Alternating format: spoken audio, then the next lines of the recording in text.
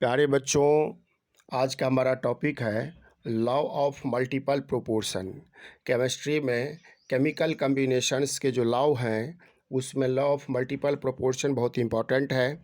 देखिए, हम लोग एक एग्जांपल लेते हैं लॉ ऑफ मल्टीपल प्रोपोर्शन के लिए कि हाइड्रोजन प्लस ऑक्सीजन बनाया वाटर, और एक एग्जांपल सेम लेते हैं हाइड्रोजन प्लस ऑक्सीजन और बनाया हाइड्रोजन पेरोक्साइड। अब यहाँ पर प्रश्न उठता है कि हाइड्रोजन ऑक्सीजन वाटर बनाया और यहाँ फिर लिखे कि हाइड्रोजन ऑक्सीजन हाइड्रोजन पेरोक्साइड बनाया। ये कैसे संभव है? जब हाइड्रोजन ऑक्सीजन यहाँ भी है, हाइड्रोजन ऑक्सीजन यहाँ भी है, तो जो प्रोडक्ट है वह प्रोडक्ट डिफरेंट कैसे हो गया? डिफरेंट हो सकता है यदि दोनों का हम लोग क्वांटिटी अलग अलग लेंगे। देखिए, वाटर का जो क्वांटिटी होता है, वाटर का जो मॉलिक्यूलर मास होता है वह 18 होता है। मान लीजिए 18 ग्राम। तो 18 ग्राम लेने के लिए 2 ग्राम हम हाइड्रोजन लेंगे और 16 ग्राम ऑक्सीजन लेंगे। तो यदि हम हाइड्रोजन का 2 ग्राम लेते हैं और ऑक्सीजन का 16 ग्राम लेते हैं तो वाटर 18 ग्राम बन जाएगा। और हाइड्रोजन का 2 ग्राम लेते हैं और ऑक्सीजन का 32 ग्राम लेते हैं तो ये 34 ग्राम बनता है। अब प्रश्न उठा कि ये हम अपने मन से 18 ग्राम कैसे ले लिए? यहाँ पर 10 ग्राम भी ले सकते थे। तो 18 ग्राम इसलिए लिए कि वाटर H2O जो है, वाटर का कम से कम एक मॉलिक्यूल यदि बनेगा तो एक मॉलिक्यूल का मॉलिक्यूलर मास होता है 18 होता है। तो इसीलिए 18 ग्राम लिए, क्योंकि कम से कम एक मॉलिक्यूल का एग्जाम्पल लिया जाता है, इससे कम तो संभव ही नहीं बनना। तो 18 ग्राम इसीलिए लिया गया। और इस 18 ग्राम में वाटर में हाइड्रोजन और ऑक्सीजन का जो रेशियो होता है वह 1:8 होता है। तो 1:8 को मेंटेन करने के लिए यदि हम 2 ग्राम ये ले लेंगे तो इसका 8 गुना 8 टाइम्स 16 ग्राम ये लेना पड़ेगा। तो इसीलिए 18 ग्राम लिया गया। यानी एग्जाम्पल सोच समझ के लिया गया है। यहाँ पर हाइड्रोजन पर ऑक्साइड का मॉलिक्यूलर मास निकालिएगा, इसका फॉर्मूला होता है H2O2।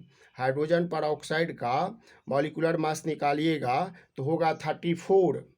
और इस दोनों में जो रेशियो है वह रेशियो है 1:32 का रेशियो, 1:16 का रेशियो है, 1:16 का रेशियो। कैसे? तो ये हो गया H2 का मतलब 2 और 16 दूनी 32, ये कट गया तो 1:16 का रेशियो। तो 1:16 के रेशियो में हाइड्रोजन और ऑक्सीजन इसमें प्रेजेंट है। तो इसलिए यदि हाइड्रोजन 2 ग्राम लेंगे तो ऑक्सीजन हमको 32 ग्राम लेना पड़ेगा। एक चीज़ मार्क कीजिए कि हाइड्रोजन का मास वेट दोनों में सेम लिया गया है। तब क्या होता है कि यहाँ जो ऑक्सीजन है इसमें 16 ग्राम और 32 ग्राम 1:2 का रेशियो आ गया। डाल्टन साहब यही कहना चाहते हैं कि यदि ये दोनों फिक्स्ड रहता है, ये दोनों यदि फिक्स्ड रहता है तो इन दोनों में एक रेशियो बियर करता है। ये दोनों, यही है मल्टीपल प्रोपोर्शंस। ठीक से समझिए, मल्टीपल प्रोपोर्शन में कहा गया है यदि दो एलिमेंट मिल करके एक से ज़्यादा कंपाउंड बनाया तब क्या होगा कि इसमें जो एक एलिमेंट है, यह जो एक एलिमेंट है और दूसरे एलिमेंट से रिएक्शन करता है, वह दूसरा एलिमेंट कौन है? तो जिसका मास इक्वल है। तो यह जो एलिमेंट है इसके मासेस में एक रेशियो होता है, वह स्मॉल होल नंबर्स का। स्मॉल होल नंबर्स मतलब 1-2 का हो गया, 2-3 का हो गया, 2-5 का हो गया। बड़ा नंबर नहीं होगा। यहाँ रेशियो 13:15 नहीं हो सकता है, 10:30 नहीं हो सकता है।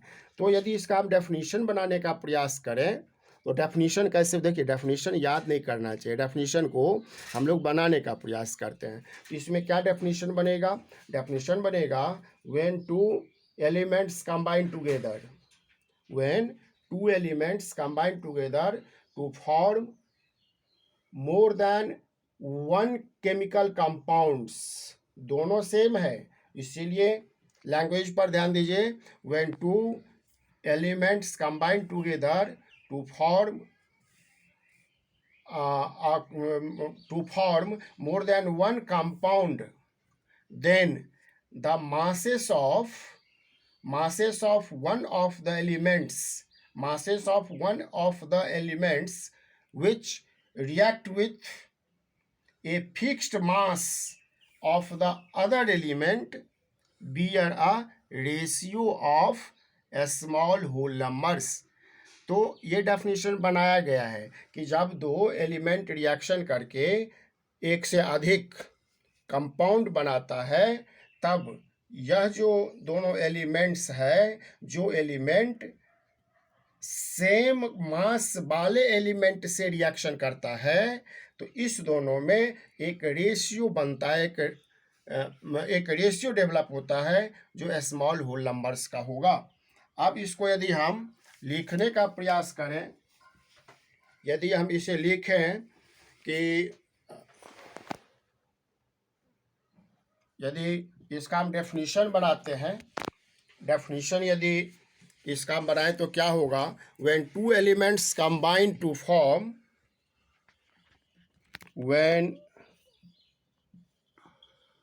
टू एलिमेंट्स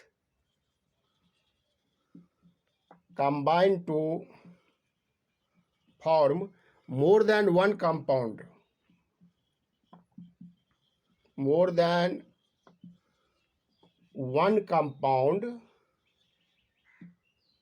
तब क्या होगा, the masses of one of the elements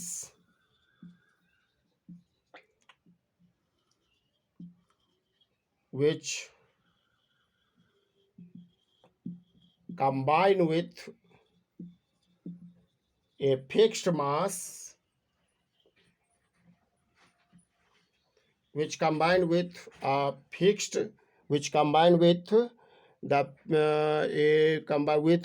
mass of the other bear a ratio of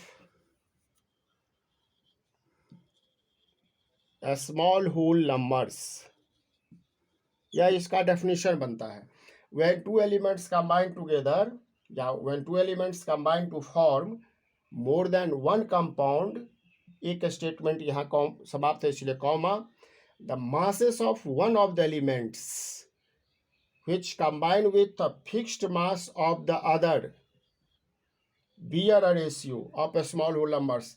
तो मासेस यहाँ के बाद इसके लिए यहाँ से आया है मासेस बियर अ रेशियो।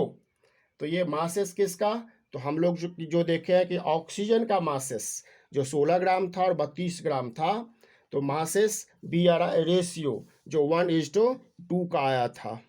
तो ये रहा लॉ ऑफ मल्टीपल प्रोपोर्शंस। उम्मीद है आपको समझ में आया होगा। कोई प्रॉब्लम हो तो कमेंट में ज़रूर हमसे पूछ लें। Thank you.